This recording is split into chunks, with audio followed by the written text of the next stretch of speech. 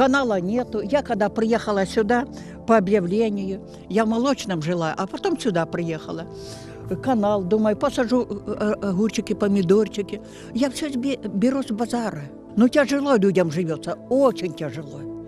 И татары добрые люди, хорошие люди, с ним можно жить. Один пообещал сельского совета дорогу, говорит, проложить тут по средней улице по той, да. Насыпали, с карьера насыпали вот этой щебенки. И все. Второй также пообещал, газ проведем. Оттуда не дают газ, с восхода тоже так же. И ничего у нас не делается, ничего. Вот газ нам тоже вот месяц уже не возят. Баллоны по вторникам, вот видите, баллоны стоят.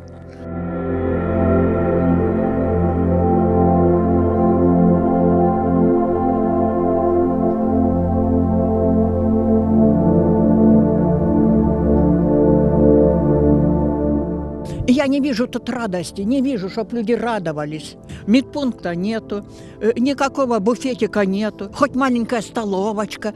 У нас условий нету вообще. Ребята, помогите, пожалуйста. Крым, помогите нам.